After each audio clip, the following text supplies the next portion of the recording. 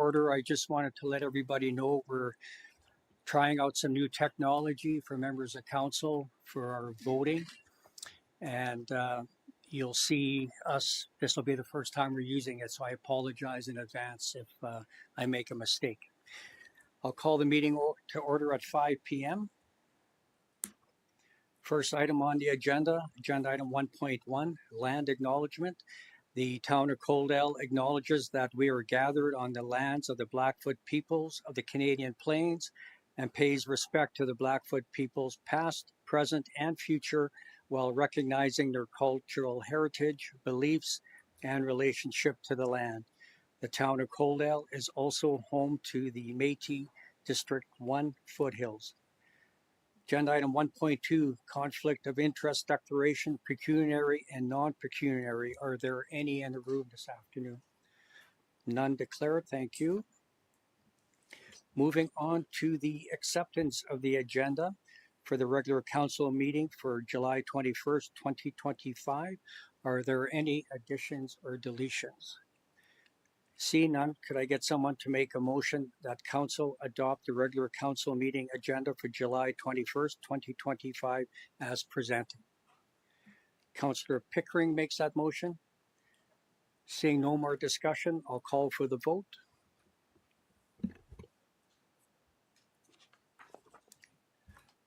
Motion is carried. Thank you. Moving on to the adoption of the previous minutes. We have the regular council meeting minutes for July 3rd, 2025. Were there any errors or omissions in those minutes? Seeing none, could I get someone to make a motion that council adopt the regular council meeting minutes from July 3rd, 2025 as presented? Councillor Sailer makes that motion. Any further discussion? Seeing none, I'll call for the vote.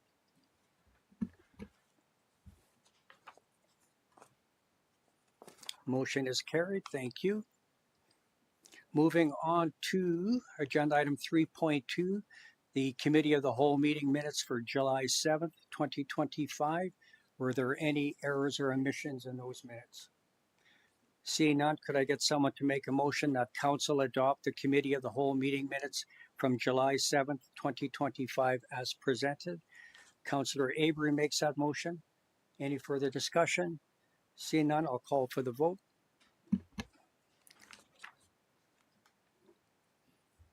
Motion is carried. Thank you. Moving on to agenda item 4.1, under delegation by appointment. We have representation today from Barons-Eureka-Warner, FCSS, and we have Executive Director Zakk Morrison in attendance today with two of his colleagues. Zakk, once you're settled in, if I could get you to introduce everyone and their role with FCSS, and then the floor is yours.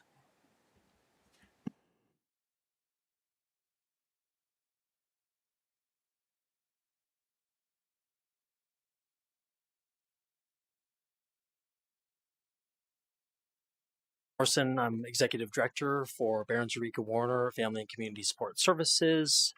With me here is Leanne and Fehr, who are both staff with the organization. I'd like to first start out and thank Mayor and Council for the invitation to be here tonight and present on Barons-Eureka-Warner FCSS and the impact that we're having here in Coaldale. So, something I was missing from that introduction? Did I cover everything? So far, so good? Okay. If you just wanted to let us know your two staff members, what their role is with FCSS. Oh, sure. So Leanne is a counsellor that works throughout the region, and Fehr is a family support worker.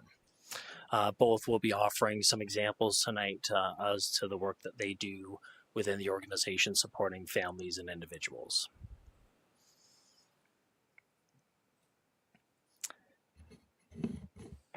So you'll see here on our first slide the vision and mission of our organization, which is to, the vision is residents living their full potential, and the mission is to enhance the social well-being of individuals, families, and communities. We approach this vision and mission as an organization and as a board. And before I continue, I just want to give a special thanks to Councillor Bill Chapman, who is our vice chair for the organization. And on behalf of the board and myself, I'd like to thank him for his commitment and dedication to the board. The goal here tonight for the presentation is to refresh and remind the Council of the FCSS mandate, as well as provide a broad organizational overview, provide some data and some examples of the impact and the work that we do here in Coaldale, and then give Council and the opportunity to ask questions of some of the work and some of the specifics that we do, providing services. The FCSS mandate is guided by legislation, the Act and the regulation, and more currently, the accountability framework. So this is a new document that guides the day-to-day activities of the organization, setting priorities and strategies for the work that staff does. And I'd like to highlight that and bring attention to that FCSS is a prevention-based organization. And I'm going to read a definition that comes out of the accountability framework, which is prevention is defined as a proactive process that strengthens the protective factors of individuals, families, and communities to promote well-being, reduce vulnerabilities, enhance quality of life, and empowers them to meet the challenges of life. This is a very important distinction of the FCSS mandate. We're prevention-based. I often think about a quote that reads, "We need to stop just pulling people out of the river. We need to go upstream and find out why they're falling in." As we go through the presentation tonight, I'd like to just challenge everyone and have you reflect and think about the things that we're doing as an organization in an upstream preventative-based perspective. Within the accountability framework, there's 5 provincial prevention priorities. These are set by the ministry. So homelessness, housing insecurity, mental health and addictions, employment, family and sexual violence, aging well, and community. I'm going to circle back to these at the end of the presentation so that we can see how our work helps to prevent some of these priorities. We address these through a prevention lens, as I've mentioned, and the strategies are 6. And so when you're thinking about the work of FCSS and prevention lens, we're working with residents, we're working with families to develop and maintain healthy, stronger relationships, to build a sense of belonging within their natural supports and family supports, create active engagement within the community, and giving them skills to build resiliency. Of course, we're doing this collaboratively and with others, but this is what guides the work.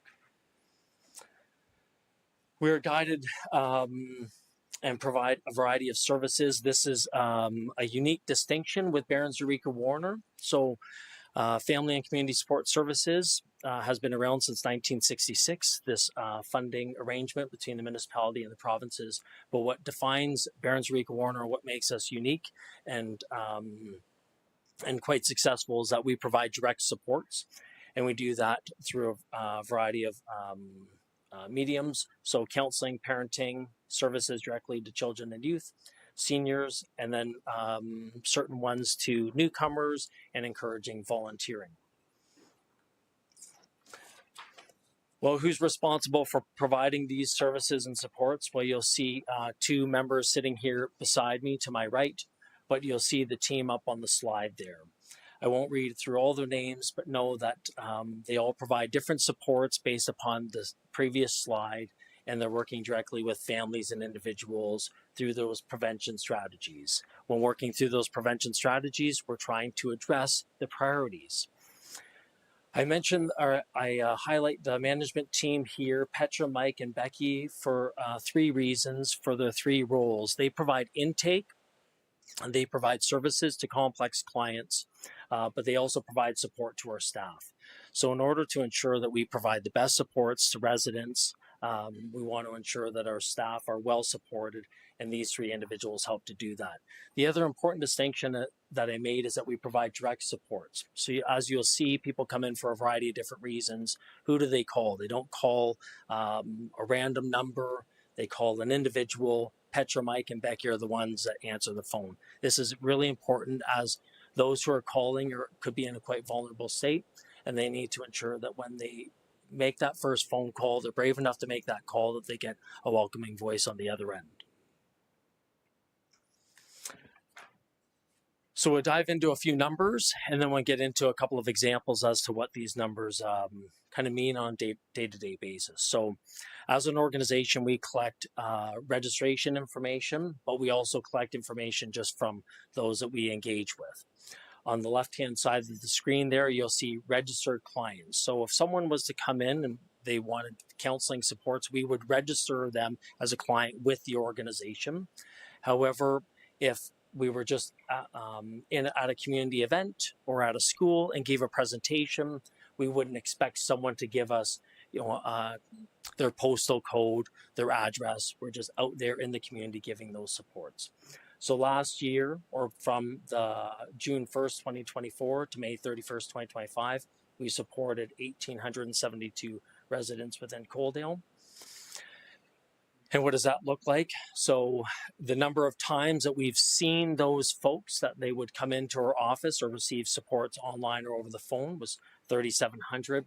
And then the total number of hours between registered and non-registered would be 4,226. So as Leanne, Kim, and the rest of the team can attest, that each time they work with a client, we enter that data into a database, so we're able to pull this data for you.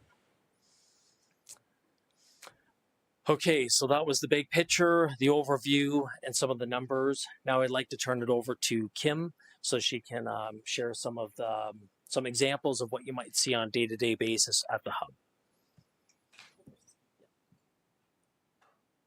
All right, so as Zakk mentioned, our goal is to strengthen and support families, right? And so how do we do that? By offering some of these programs. So I thought I would highlight 3 different programs that I offer specifically.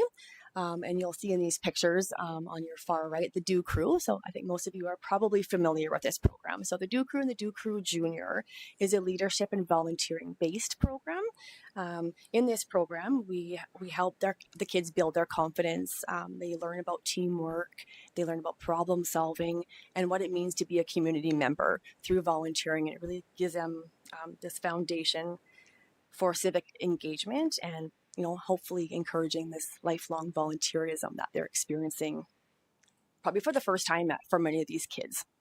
So it really gives them this place where they can feel like where they fit in and they belong and they have a community that they belong in. The second program that I thought I would talk about would be our early childhood play programs. So that's a picture in the middle. So in these programs, Stay and Play is probably one of our most popular or well-known programs. This is a program where parents come with their children, ages 0 to 6. And in these programs, we offer activities that encourage and support development.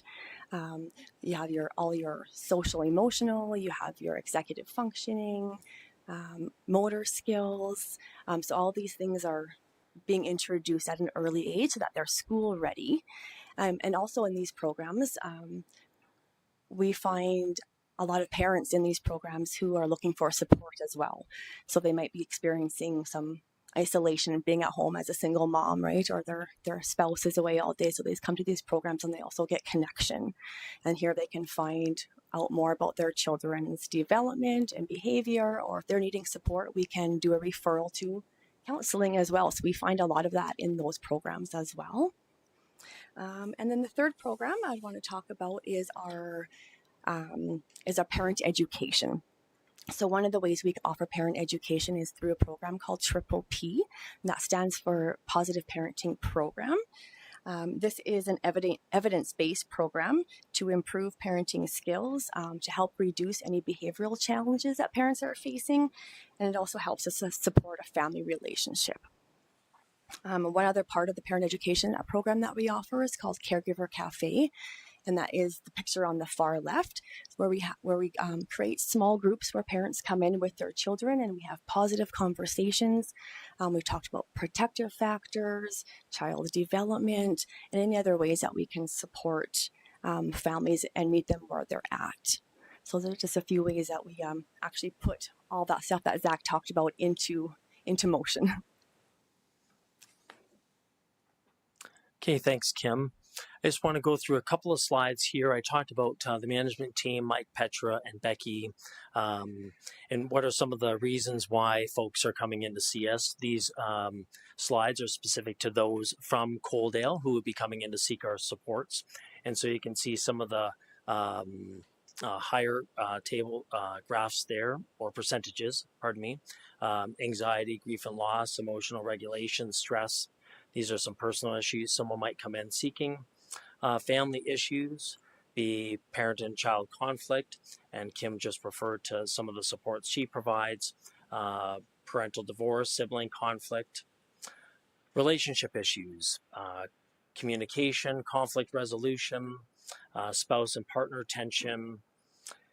And then the last one here, the last table, is school and employment issues, and the top one there is stress management. So if you can imagine the priorities at the beginning, and someone is experiencing some of these items, where would they go? Who would they call to receive support within the community? There's lots of support there, but these are complex and really require specialized supports.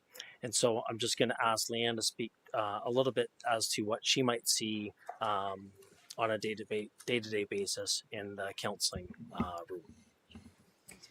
No, I think it's okay. Can you hear me?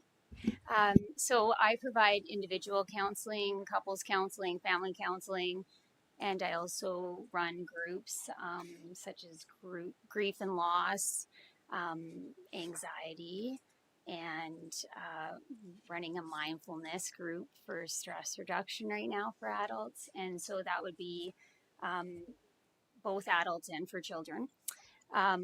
And it's really nice to see a graph that has it into little columns, but people don't fit into little boxes. So oftentimes rarely if ever do people come in with just one of these things going on for them. It's very multifaceted, and they're dealing with lots of different struggles and concerns. And so things have been becoming increasingly complex when people come in, and there's just lots of support that's needed. And this gives a picture of some of the things that people are struggling with, but it's often more than one of the things than just in one category. And And oftentimes, as Kim had mentioned, our team, that team that you saw earlier there, often work together. As Leanne has mentioned, that folks don't necessarily come in with just one item that they like to talk about or address.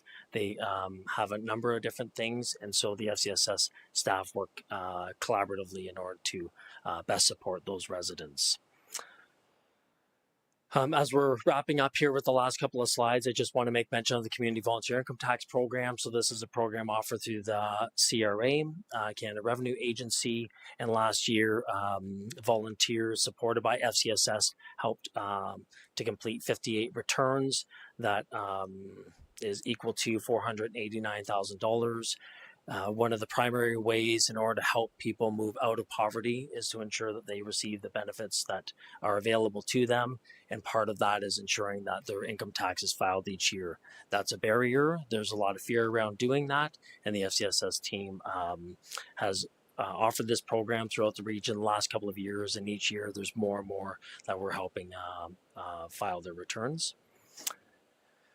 As we're pulling back and ending here, thinking back to the accountability framework and the application, just hope that, just the 10-15-minute presentation tonight helps kind of bridge the gap between the difference between intervention and prevention-based supports, and the work that Kim, Leanne, and the staff do on a prevention lens through the different strategies of enhanced social supports, healthy relationships, fostering that sense of belonging, and hoping that that helps to prevent the priorities on the left-hand side of the screen there.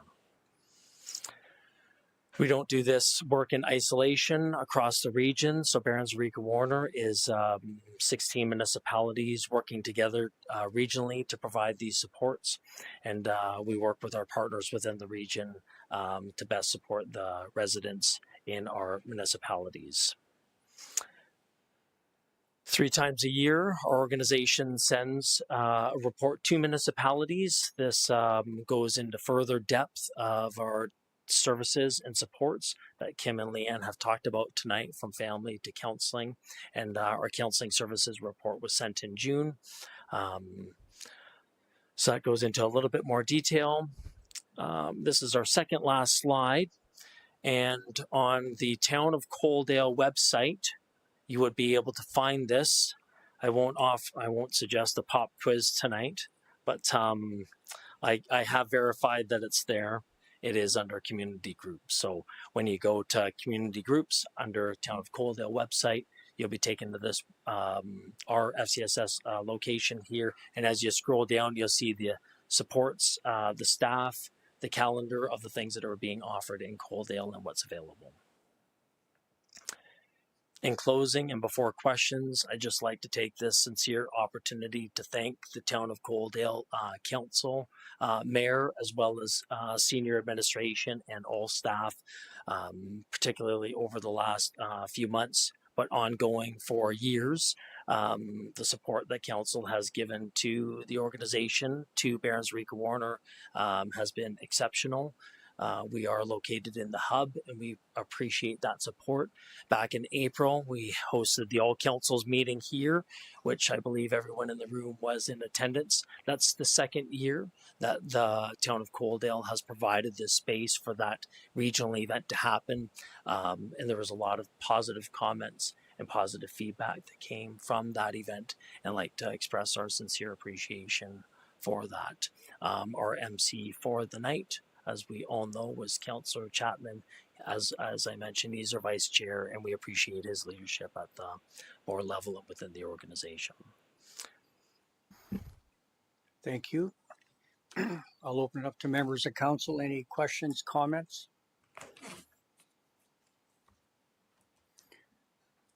Councillor Chapman. Thank you, Mayor, and thank you, Zakk and Kim and Leanne, for your presentation tonight. And I'm really honored to be a part of your board and your team. It's been a great experience for me and also for the town. Just 2 comments that I have.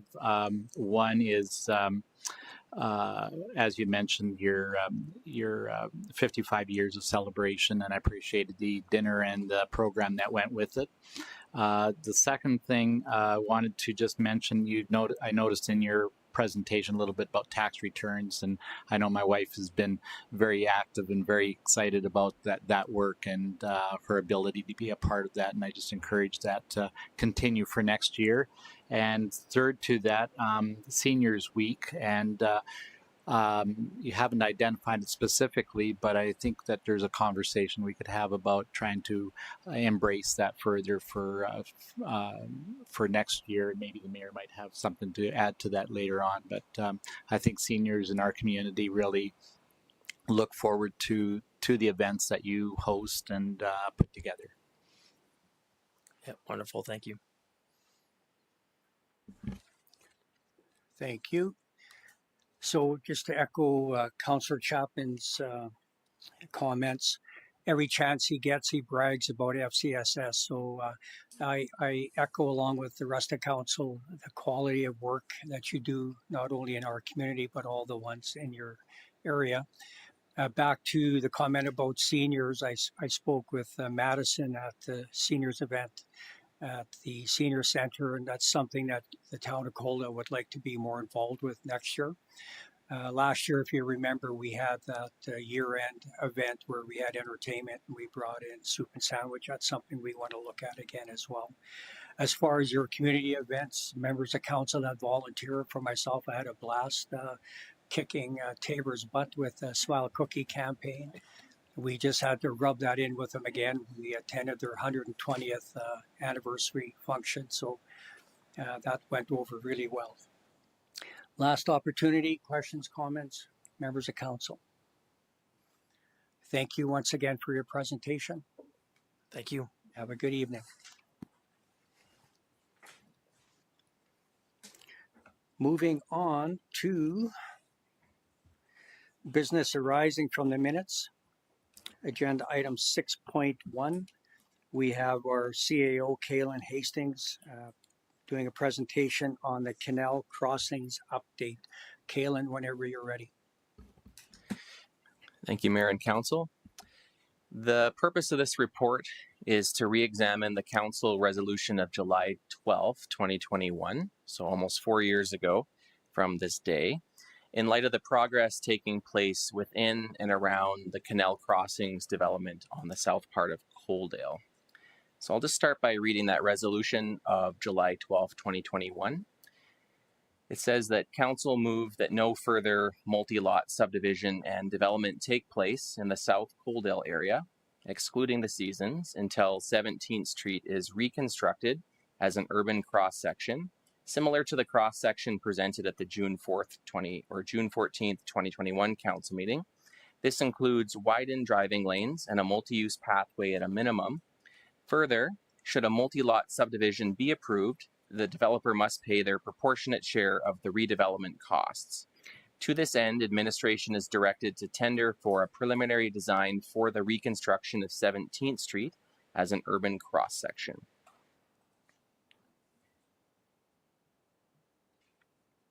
Since that resolution was passed, the following actions in and around the area have been undertaken. Detailed construction drawings for 17th Street and the Canal Crossings development have been submitted to the town's development engineering team for review. A development agreement between the town and the developer of Canal Crossings has been entered into, with the developer being responsible for the design and construction management of 17th Street, as well as 50% of the capital cost to reconstruct and service 17th Street. The developer has issued to the town a letter of irrevocable credit to ensure 17th Street and the civil works in the development is constructed properly. The developer has tendered the road and civil works for 17th Street and Canal Crossings and has entered into a contract with a contractor to complete that work. Earthworks within the internal Canal Crossings site has begun. And to facilitate the pre-sales of development permits have been issued for the most northerly family lots, creating a situation of parallel timelines where civil works and housing construction are taking place simultaneously. From administration's perspective, a number of steps have taken place since the resolution of July 2021 to ensure that the construction or the reconstruction of 17th Street happens in actuality. The developer has signed, as I noted, a development agreement with the town, which binds them to covering 50% of the cost of 17th. The developer has completed the detailed design of 17th Street, tendered it for construction, and awarded it to a contractor. And as I noted, the developer has taken out an irrevocable letter of credit that we can call on if the road is not constructed to proper town standards. There are 4 issues that we are working through currently that could impact the completion timeline of 17th Street. How soon can Fortis bury the power lines along the eastern side or the western side of 17th Street? How soon can ATCO relocate a gas line running parallel to 17th Street? We're coordinating and collaborating with the landowners along 17th Street for 3.5 meter utility easements. And then there's the timeline for the SMRID crossing on the north end, which would have to take place outside of their irrigation season. So at the end of the day, from our perspective, the number one priority is getting 17th Street complete and done right.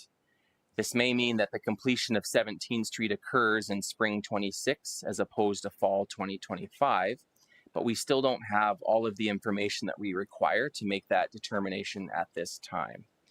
We do, however, have all of the legal mechanisms in place, a development agreement, bonding, an irrevocable letter of credit, to ensure that the developer completes 17th Street and at the agreed upon 50-50 cost share. It's just a matter of whether it gets completed by the end of this fall or the spring of 26 with a timeline being dependent on the variables that I noted. In the spirit of flexibility, the pre-lot sales and pre-lot construction was allowed to take place in order to allow the developer to create the capital necessary to proceed with the development. And admittedly, this was permitted without mindfulness of the council resolution of 2021. So in the stakeholder engagement section, I have repasted for council concerns that I received from a resident along 17th Street, and I have summarized them. I'll summarize them for you. The fullness of their email was reposted into this section of the report. Concern number one is the unmet council resolution of 2021, that there is construction taking place on multifamily lots on that development before 17th Street is completed, let alone started, and without the internal road network being constructed, which would in turn allow the tradesmen to park their vehicles on those streets as opposed to the sidelines of 17th. Concerns about what the developer contribution would be for 17th Street and whether it will take place.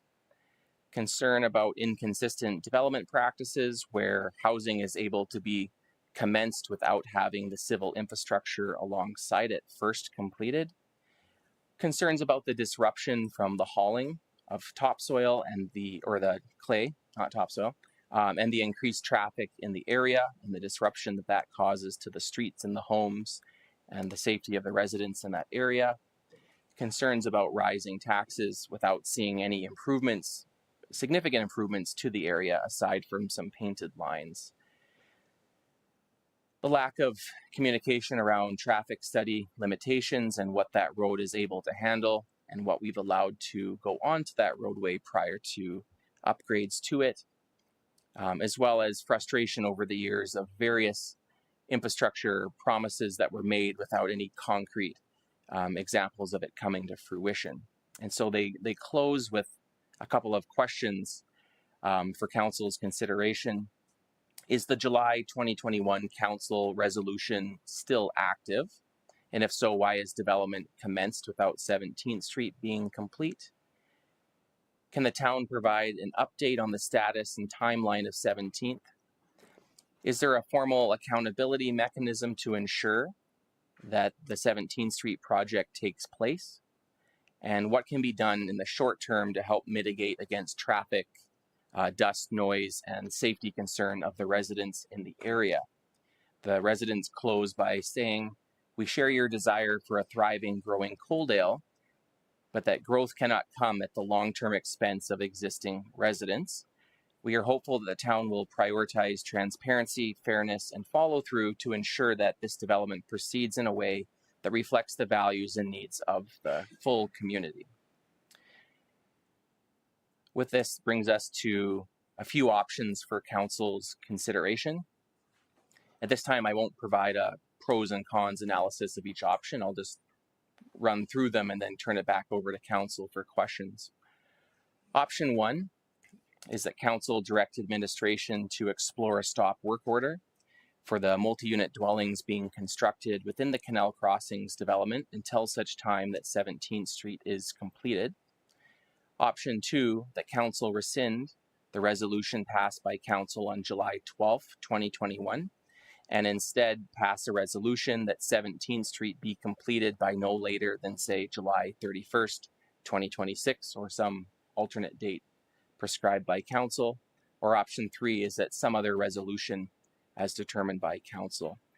And so with everything that's going on, I'm recommending option number two or some variation thereof, given the impracticality at this stage of a stop work order and the dominoes that might set off for not just the home builders and the lot buyers, but also the entire project, including the cost sharing arrangement for 17th. So I wanted to transparently highlight the concerns that were identified by the residents and to acknowledge that they are correct in the wording of the resolution of 2021 and how there has been an inconsistency with the flexibility that we've shown in the Canal Crossings with the literal reading of the resolution of 2021. So I'll own that. I'll acknowledge that, but I'm not going to hide from it either and just lay all the cards here before you.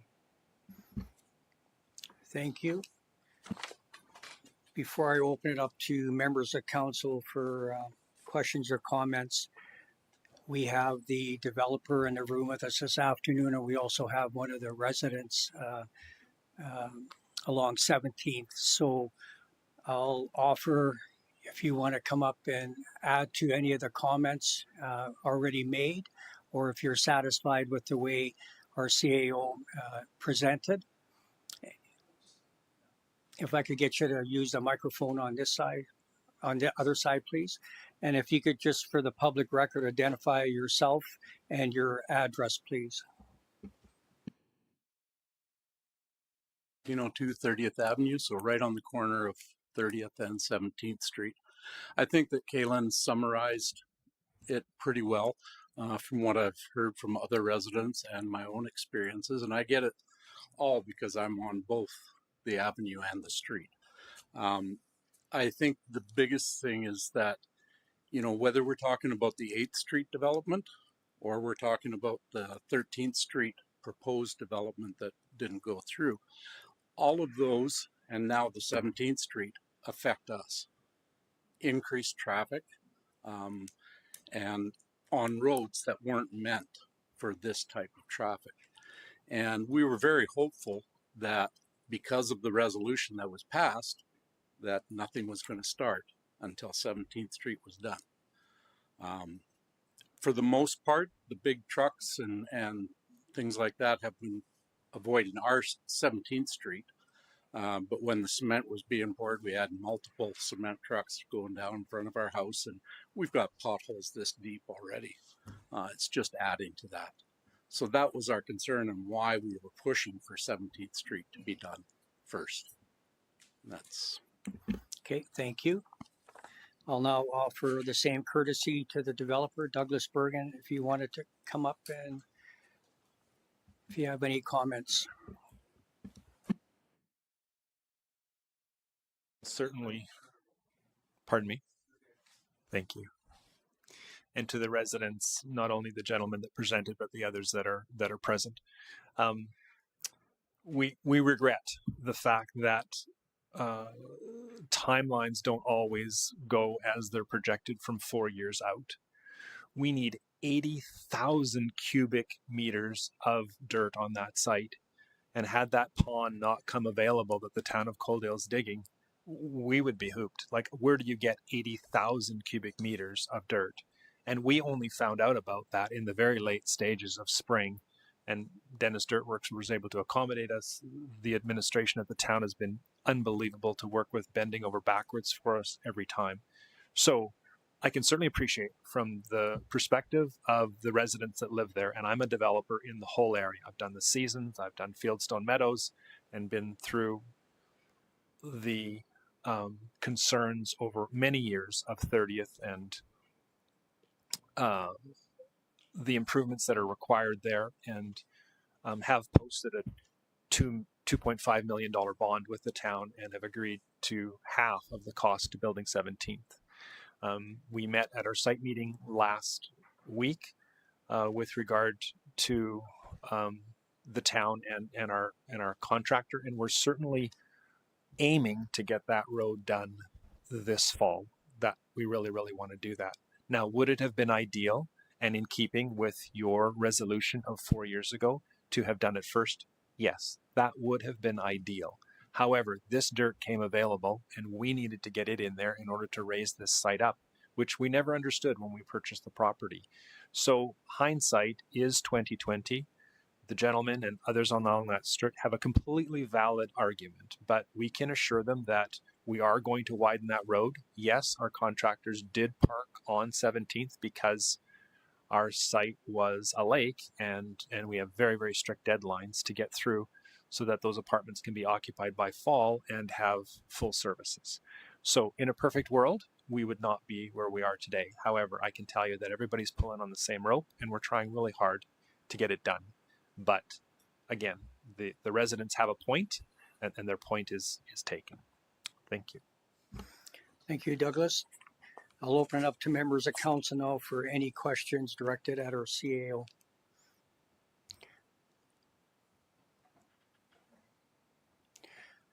Councillor Pickering has a question. Thank you, Mayor. I'd like to forward this through to Douglas. So you're going to start that road this fall for sure? Councillor Pickering through the mayor. That is our intent. With the rain, we're again delayed. We don't have a crystal ball. At the site meeting, our last site meeting, the contractor said that he would really, really like to get that road out of the way. We do have an issue with the crossing. Just received more correspondence today from SMIRD. There's a cost to that crossing that we weren't considering in the initial proposal. We are making application for bridge funding. This is something that's brand new to me, but apparently you can make application for bridge funding. It's still a culvert at the end of the day, but you can make application for it. And I don't know, Mr. City Administrator, is it 30% of applications through bridge funding that get approved? It's a bit of a crapshoot, but we want to go that way. So I believe that in any event, we will not be finishing that crossing this fall because water flows until October 4th. So that's going to be a winter project in any event, but we are hoping to get all of the asphalt in and the road widened by fall. Again, that's the intent of the contractor in our last site meeting, but there, with regard to the 3.5 meter easement we need on the west side, the ATCO line being moved, and the Fortis going underground, those are things that are beyond our control. And these companies are very large and they move at their own pace. So we're at their mercy for that portion as well. Land development is extremely complicated when you're working with all the pieces, Alberta Environment and contractors and roads and residents and right of ways. It's highly complex, but that is our intent. I understand that. So the other question I have for Kalen is, are they going to have enough dirt left in the pond to build the road?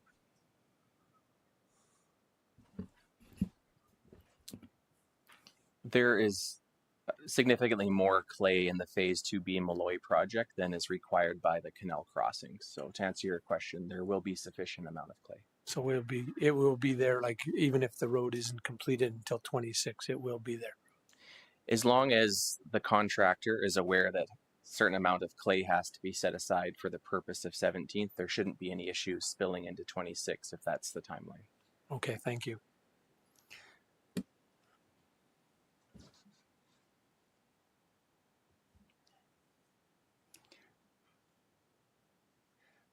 Councillor Chapman has a question. Yeah, thank you, Mayor. It may just a few comments, if I may, to council. One is that in fairness to all the residents that spoke up in 2021, I think that's where we listened back then and we created those resolutions to determine and to create a path forward, pardon the pun. And I think in light of all the circumstances, all the things that had happened back then, we wanted to ensure that we try to get things right back then. So we are here today. And what I see happening is that the one comment that comes to my mind is very, very clear, and that is the weight of the trucks that are already pounding those roads out in front of your place, trying to get fill in. And with all respect to the developer who needed the fill, it's sort of like the chicken and egg thing. You need the fill to develop, but then how do you develop without the road? So my opinion would have been, and still would be, that like we see in other developments in Coaldale. Currently, we see that in Malloy Landing as an example, where those roads were built with the services in place before any construction took place. So I think that's where I'm at with any type of development that we have, is that we need to have those roads in place. And we talked about that over the years to have that 17th Street built up. And so I can understand how the optics on social media and of course from the residents in that community seem to see it differently.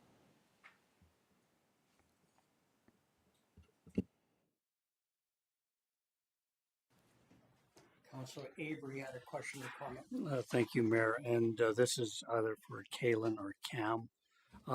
So I have received several people contacting me about the mud and the dirt, not only down 17th, but then you're going down 23rd, down both directions. And who's responsible for cleaning that up is one question. And then can you explain more detail option one and the implications on that for the town, the developer, and the future of Canal Crossing?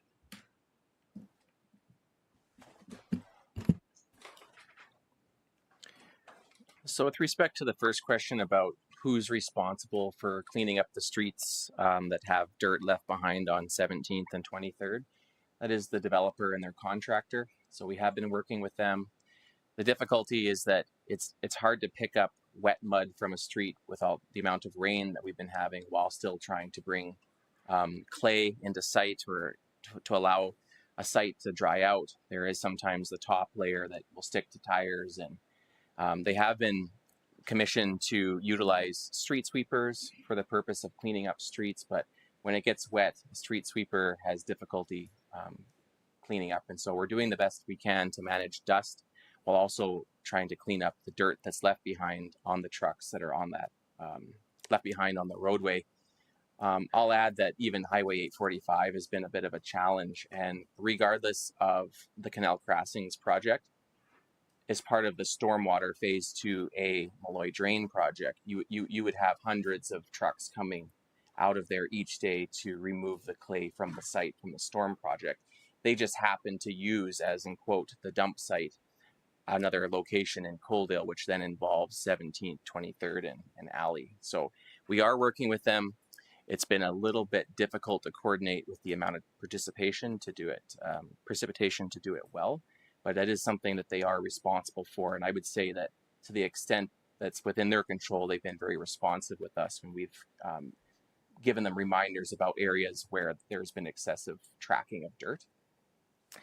In terms of the consequences of option one, if that's the direction of council, I would request that administration have 2 weeks to research this more fully, to explore the different contracts between the developer and the lot buyers, to look at our own development agreement, because this one would have a potential, a number of different dominoes that affect not just the town of Coaldale. And what I'd want the time to do is to research to what extent, after giving them approval, the town giving approval on the one hand, and then reneging it on the other hand, I'd want to see what type of risk that we would be potentially exposed to as a result of contractual breaches that might affect the developer and some of the parties that they're working with.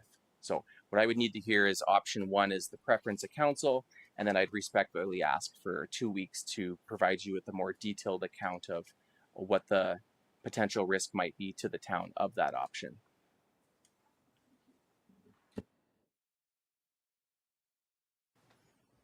Or Deputy Mayor Reese has a question, comment. Thank you, Mayor, and through to our CAO, Kalen Hastings. Just want to make sure that I've got this correct, and also for the viewers out there to also understand this as well. I just want to make sure that the reason that the pre-lot sales and pre-construction was allowed was to create the funds necessary to help with that road. Is that correct? Yes, that's correct. Thank you.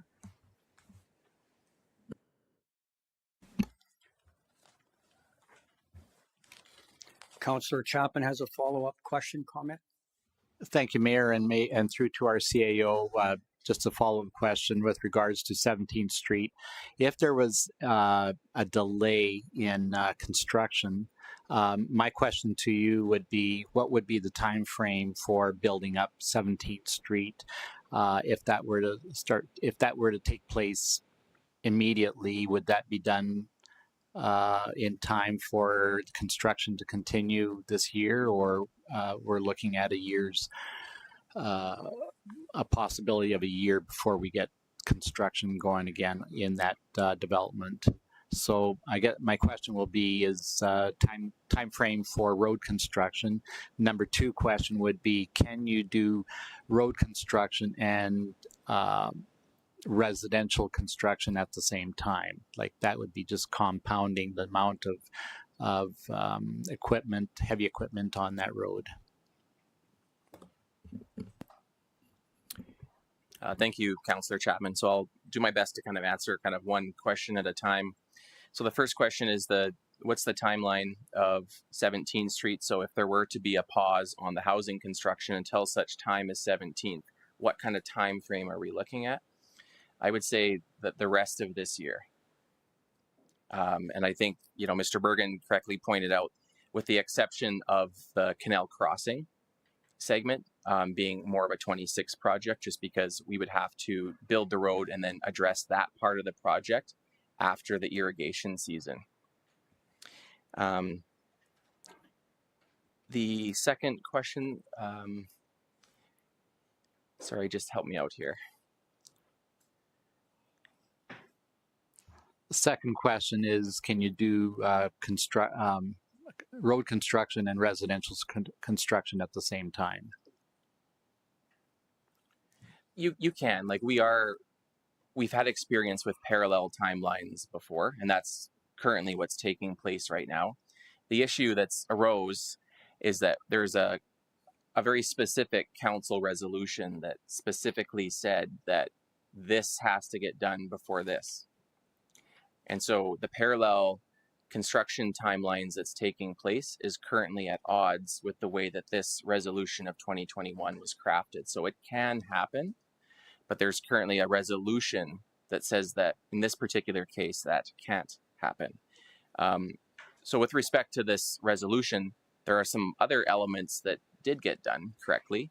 Namely, the proper mechanisms are in place to ensure that by way of a development agreement, which is now insured, so we can pull on a bond or the letter of credit if the developer hypothetically didn't complete 17th, we have insured mechanisms in place that we could act on in order to ensure that it did get done. So the most important part of the resolution is that we don't want densification of an area without infrastructure improvements.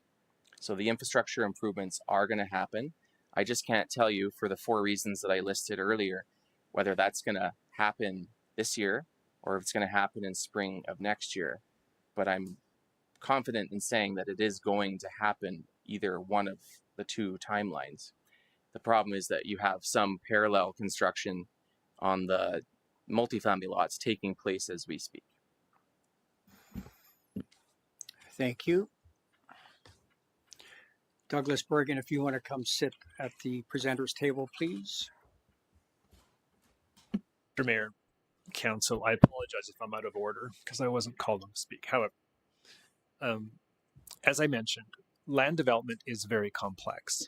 And if I can surmise as to Council's intent of the resolution back in 2021, it was to give the locals confidence that their roads would not continue to be ignored while development proceeded. We have to haul 81,000 cubic meters of dirt into that site.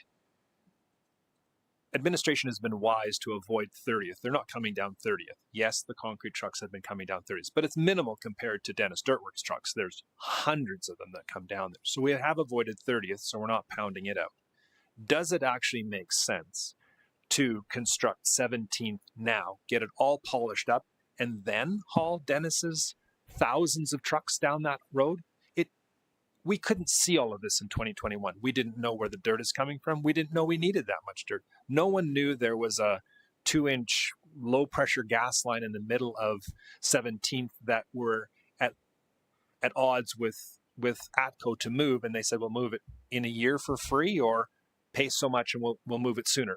These are all items that surface along the way that we were not aware of. So again, I didn't make the resolution, you did. We do want to take care of the citizens, but if I can try and reckon with why you did what you did, you wanted to give the locals an assurance that this road will be fixed. You have that assurance. You have a contract. You have funds in place that if everything falls apart, you can do it yourself. But I do think it would be prudent. In hindsight, I wouldn't vote to do it first and then the development second, because we could potentially compromise that road in its new, shiny, brand new state with all these trucks that have got to come in. And I know for a fact that in 2021, you did not know where that dirt would come from or the fact that we needed that many cubic meters. So there is reason for why we are where we are today, because we've gained information in the last 4 years. Thank you. Thank you. Open up to members of council. Councillor Beekman has a question or comment. Thank you, Mayor. And I don't know whether this is out of line question to ask, but to our guests, would a July 2026 deadline be acceptable to you?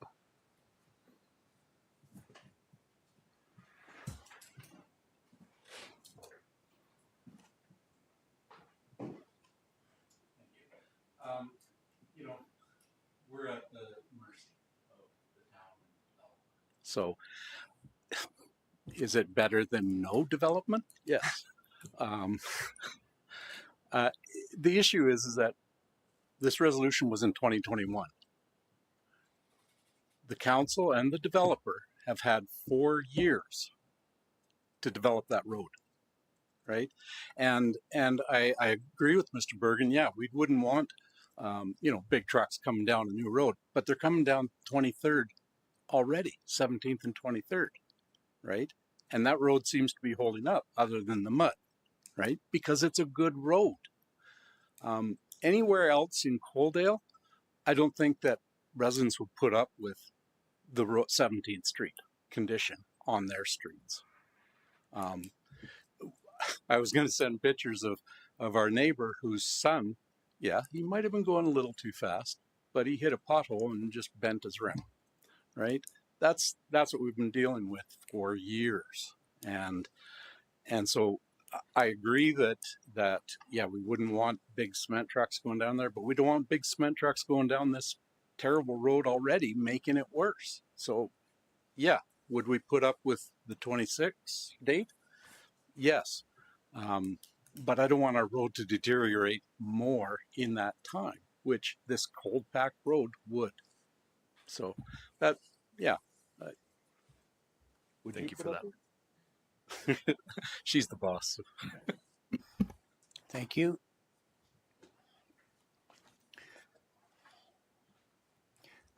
Councillor Pickering has a question or comment. Thank you, Mayor. Through to Kalen, is there any way we could make sure we can control the trucks instead of going down 30s to stay on? It's what it says, 23rd is the gravel part that they're traveling. And maybe we may have to, if this deadline is going to be kept, that we might have to pay a little bit more attention to the potholes on 17th to make sure we don't have this problem. I mean, I don't want to see this development stop either, because we're into it now and we know we have the money in place. So maybe we should put that in there and try and keep the residents happy. Through to Councillor Pickering, I made some notes here. I agree. We can look at, I'll have to meet with our development department about alternate routing. There is that gravel road that runs parallel to the canal. And I know that's been utilized for some of the project. I'd have to investigate about, why not for the entirety of the project. And then that's a fair comment about the short-term preservation of 17th between now and a July 26th deadline. It's no longer just a couple weeks away. We're looking at several months. Maybe we have to re-examine what we do in the meantime to make that drivable for the residents who use that as their primary access into their property. So that is a very valid point. Thank you.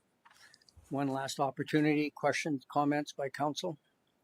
So before you, we have 3 resolution options. Option 1, that council direct that a stop work order be given to the multi-unit dwellings being constructed within the Canal Crossings development until such time that 17th Street is completed. Option 2, that council rescind the resolution passed by council on July 12, 2021, and instead pass a resolution that 17th Street be completed by no later than July 31st, 2026, or option 3, some other resolution determined by council. Does anybody care to entertain one of those motions? Deputy Mayor Reese. Thanks, Mayor Van Rijn, and through to yourself. Should we make an amendment to option 2 with Councillor Pickering's comments? I believe our CAO captured those comments. I don't think we need that as part of the resolution, do we? We can action them administratively, but if council would like it reflected in the resolution and the corporate memory, then council is more than welcome to make those amendments.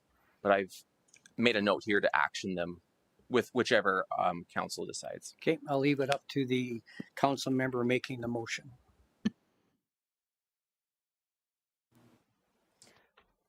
Yes, we would.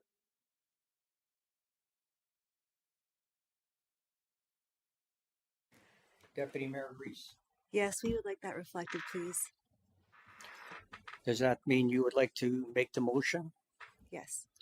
So Councillor Reese makes option 2, that council rescind the resolution passed by council on July 12, 2021, and instead pass a resolution that 17th Street be completed by no later than July 31st, 2026, and then with the additions that I'll let our CAO repeat, please. Okay, I just gotta read my handwriting here.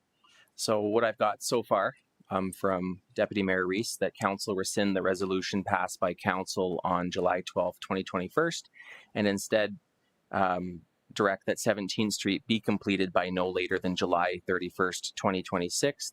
Further, that council direct administration to enhance interim maintenance undertakings of 17th Street and explore alternate haul routes to include gravel alleyways for the hauling of the clay. Yes. That captures your motion? Yes, it does. Thank you. Any further? I'm sorry? Thank you, Mayor. Can I consult with the CAO on the clarification of the resolution?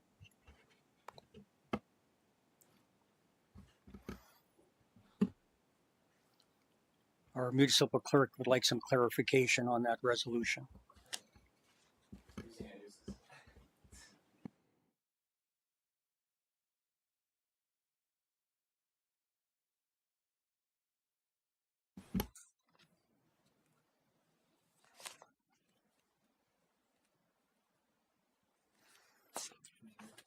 So for our guests in the gallery, on this new technology, we have to have the resolution exactly as it comes up on the screen, the way it was presented.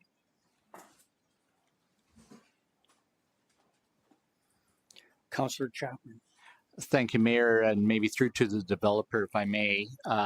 My only question to the developer would be if we're done with the questions.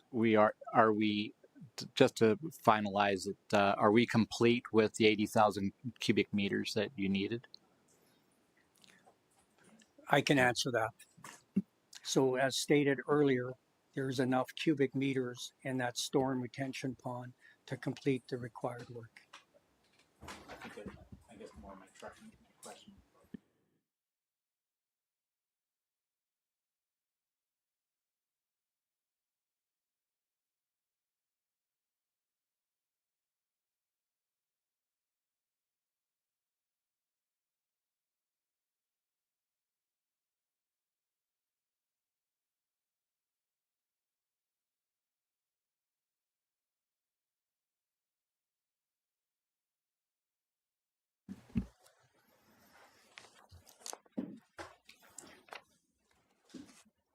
So I'll ask our municipal clerk to repeat that resolution, please.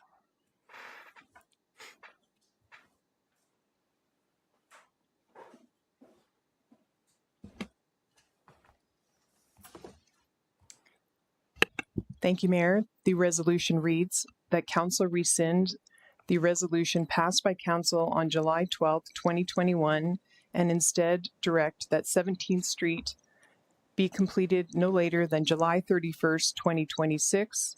Further, that Council direct administration to enhance interim maintenance measures for 17th Street and to explore alternate haul routes for the construction of canal crossings. And I'll just confirm with Deputy Mayor Reese that captures her intent. Thank you. I apologize, there was more to the page. At the end of canal crossings to include a gravel alleyway along the canal. Correct. Thank you.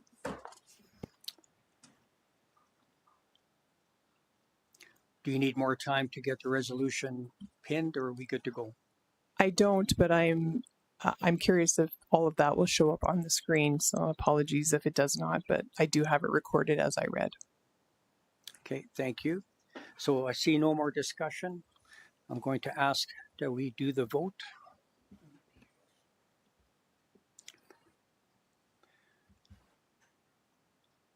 Councillor Avery has a question. Lana, you have to let him into the...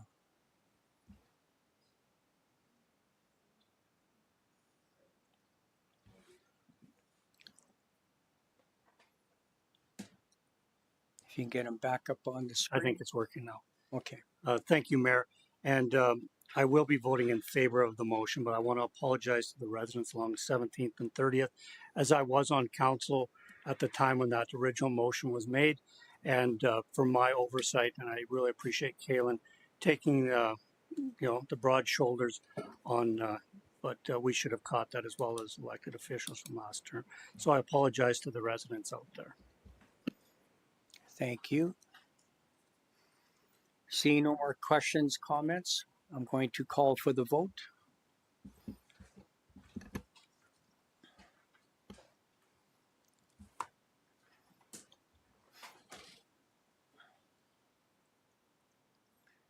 And the vote is carried unanimously. Thank you. Thank you for everyone that came out for this agenda item. Moving on to agenda item 7.1 under bylaws and policies. We have our Director of Growth and Investment and Deputy CAO, Cameron Mills, presenting on Land Use Bylaw Amendment 924-P-07-25 regarding first reading. Cam, whenever you're ready. Thank you very much, Mayor Van Rijn. So, as stated, the purpose of this report is to consider first reading of Land Use Bylaw Amendment 924-P-07-25, which is to rezone a parcel of land from urban reserve to direct control. In November of 2022, the applicant, Mr. Casco, made application for rezoning of lot 4 in order to obtain DC zoning to accommodate a commercial office space, greenhouse, and community garden within his parcel south of 18th Avenue within the Northwest Area Structure Plan. This bylaw was ultimately approved, and since that time, the applicant has acquired the neighboring property and has proposed an expansion of the existing use that exists along Lot 4 by providing for some opportunity for private recreation or the private recreation use along Lot 5. So on July 14th, administration received an application for a land use bylaw amendment from the landowner. Purpose of the application is to redesignate the subject lands from urban reserve to direct control, which is in order to accommodate the community kitchen use to be used in conjunction with the existing community garden use. Both of those fall within the private recreation definition within our land use bylaw. Following details provide general summary of the proposed development. The community kitchen facility is primarily to host cooking classes. The community garden will be used to grow food that will be used in the kitchen and hosting cooking classes for families, children, and adults. The applicant has also provided a descriptive narrative outlining the proposal and can provide details regarding the intended use and function of the community kitchen and community garden. Those additional details are provided along with this report. The proposed use in combination with the existing residential use does not strictly adhere to any of the existing land use designations available within the land use bylaw. Therefore, administration is advising that the application apply for rezoning to direct control. This is in line with the Northwest Area Structure Plan, which calls for the use of the direct control zoning for those parcels, those acreage parcels south of 18th Avenue, between 18th Avenue and Highway 3. The proposed designation, again, falls within that special development area concept, which calls for uses be limited to commercial and residential uses compatible with the area and the future vision of the plan, and the direct control shall be permitted where standard land use districts do not provide adequate flexibility to address site limitations. So our recommendation is that council provide first reading of the bylaw. That'll allow us to move forward with a public hearing and subsequently consideration of second and third reading of the bylaw, at which time we will jointly consider approval of the development permit, which is required to be approved by council as per a direct control zoning. So that would all be considered at the next available council meeting. With that, I'd be happy to answer any questions council might have. Thank you. Councillor Avery has a question or comment. Thank you, Mayor. Thank you, Cam. Is this an opportunity for us to put that whole strip under direct control so it doesn't have to keep coming back each time? You know, if we're going to be having the open house anyways, provide anybody an opportunity to come in along that whole 18th Avenue and do it once and for all? Thank you for the question. We certainly could. The difficulty is that every direct control zoning is a little bit unique. So, for example, we had a direct control zoning that's been applied to the parcels along the western edge of this particular, I call it the triangle, the acreage triangle. That's the term I use to think of it. So that direct control zoning, for example, allows for a fairly broad cross-section, fundamentally a blend of the highway commercial and downtown commercial uses. What we're proposing here is a little bit less intensive than that. There's one parcel in between these parcels and those, but that will also at some point, whenever that may be considered for likely for a similar zoning. But yeah, I would think that realistically speaking, because direct control is in and of itself so unique, it's probably best just to leave it to these parcels. Thank you. Any further questions, comments? We have the applicant with us. Ryan, did you want to come and have a seat and tell us about your vision?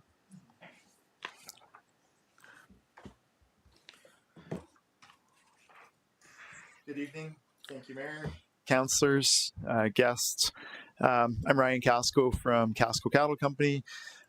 We are well underway on our project to have our office and community garden constructed. I'm excited to share it with you guys soon.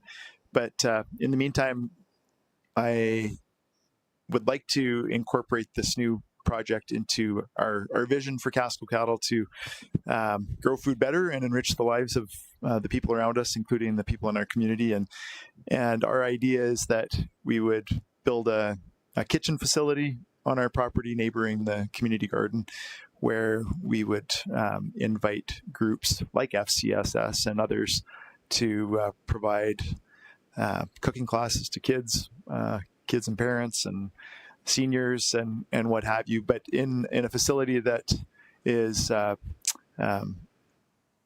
high quality, where you may want to get together with a group of 8 friends and take a cooking class with a professional chef. So our idea is to celebrate food and agriculture and just make a beautiful spot in Coaldale to do this. Thank you. Any questions, comments for the applicant? Deputy Mayor Reese. Thank you, Mayor Van Rijn, and through to Ryan. So I'm just noticing here that it says that on your, dear members of council, your letter to us, that the construction of the garage on the property to house vehicles, but yet, and I'm just curious, further down on here, it says that it's a hobby vehicle garage. Now, can you just clarify that for me? Is it going to be for hobby vehicles, or is it to house vehicles that will be coming to the property to take the cooking classes? Oh, no, sorry. I don't know if I would need a permit to, or rezoning to have this, but this would just be a garage for the for our personal vehicles on site. Okay. So I apologize, I'm speaking to the community kitchen part of this, but yes, we would all, at the same time, we would be building a garage on site for our personal vehicles. Thank you. Thank you, Ryan. Okay. Thank you very much. Seeing no more questions for Cameron, anyone care to make the motion? Councillor Avery is going to make the motion that council provide first reading of Land Use Bylaw Amendment 924-P-07-25 and direct administration to schedule the public hearing for September 15th, 2025 at 5 p.m. Any further discussion? Seeing none, I'll call for the vote.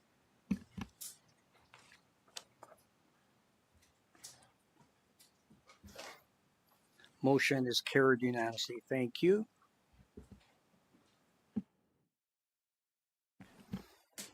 Moving on to agenda item 8.1 under new business, subdivision approval time extension regarding subdivision 2021-003. And again, we have our Director of Growth and Investment and Deputy CAO Cameron Mills presenting. Cam, whenever you're ready.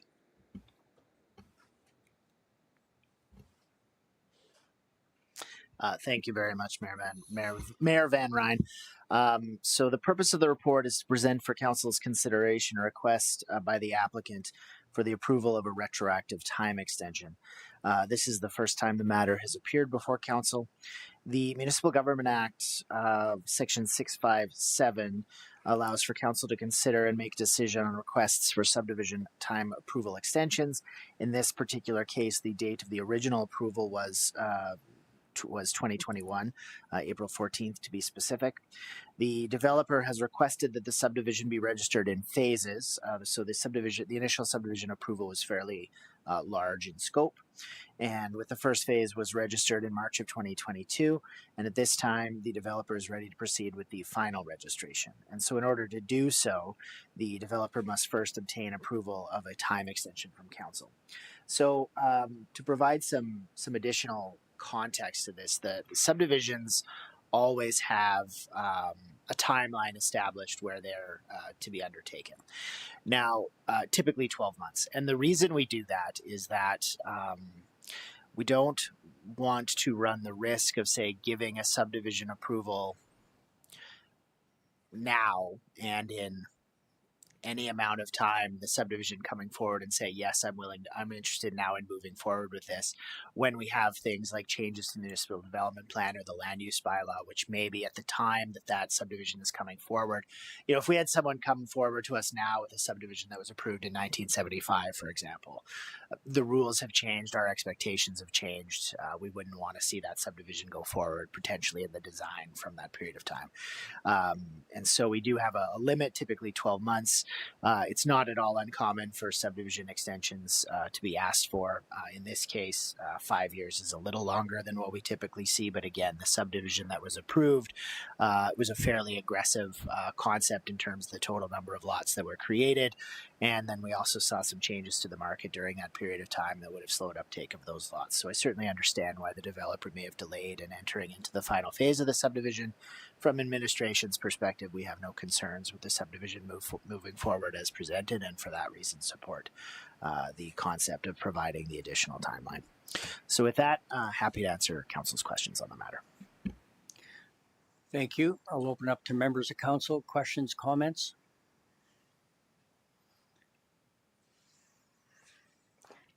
Councillor Pickering has a question or comment. Thank you, Mayor. And through to Cam, is this part of the season's development where they are now, or is this in where he is developing? No, sir, this is part of the seasons.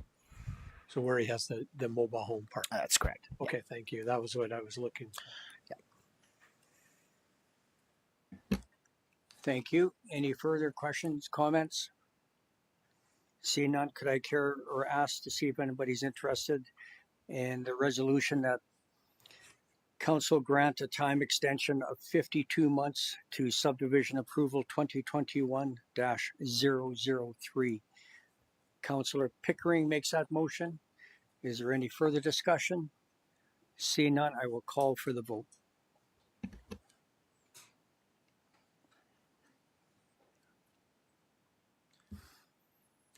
Motion is carried unanimously. Thank you very much. Thank you. Moving on to departmental reports. Agenda item 10.1 under council and committee reports. We have Councillor Sailer giving us a verbal update on the Coaldale Chamber of Commerce. Councillor Sailer, whenever you're ready. Hello. So I just wanted to give a quick update on the chamber and kind of remind everybody of the services that they have available and that. So if you know anybody starting a new business or already has a business, the chamber is a great tool that they can utilize for helping to grow the business. And that they have services such as like payroll things. They could do HR, like help you write business job descriptions and things like that for new employees. That way you don't have to pay somebody to be on HR the whole time type thing. They also help you with discounted services for things like your payment, your point of sale system, different things like that. They're a great partner for advocacy. They'll help with the government and things. They'll help to promote your local business. They're great for networking and to get your name out there.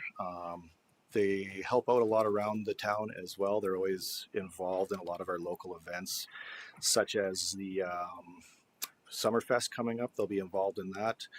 They're also working on some farmers markets and some things like that to help bring to the community and get some more local businesses involved with things. So it's just a great tool for people in the community to use if they are trying to grow their business.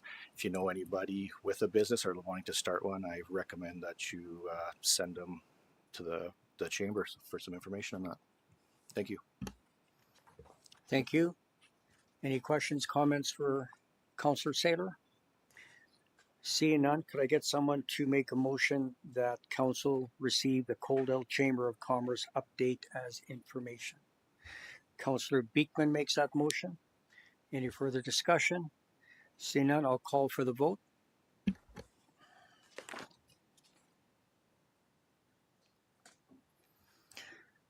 Motion is carried unanimously. Thank you. Moving on to correspondence. We have a introductory letter from the new commanding officer for the R.C.M.P. that we received in the mail. Any questions or comments on that piece of information? Seeing none, could I get someone to make a motion that council receive the R.C.M.P. correspondence from June 25th, 2025 as information? Councillor Chapman makes that motion. Any further discussion? Seeing none, I'll call for the vote. Motion is carried unanimously. Thank you. Moving on to information items. We have two this evening. Agenda item 12.1, the newsletter from the Coaldale Public Library for July and August. Any questions or comments on that one? The second item is the meeting minutes from June 11th, 2025 for pause. Any questions or comments on that piece of information? Seeing none, could I get someone to make a motion that council receive items 12.1 and 12.2 as information? Councillor Avery makes that motion. Any further discussion? Seeing none, I'll call for the vote. We have to do this one carried unanimously. Thank you. That concludes the open portion of the meeting. I will be requiring a motion that council move to go into closed session at 6:25 p.m.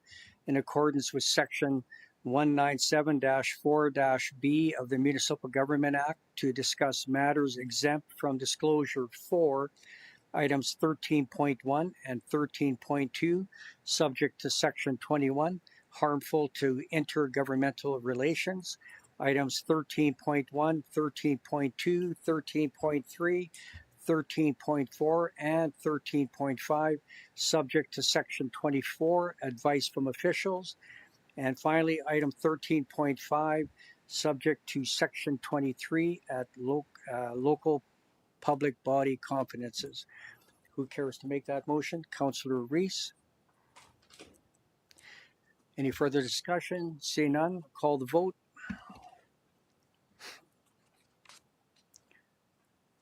That motion is carried unanimously. We'll take a 5-minute break.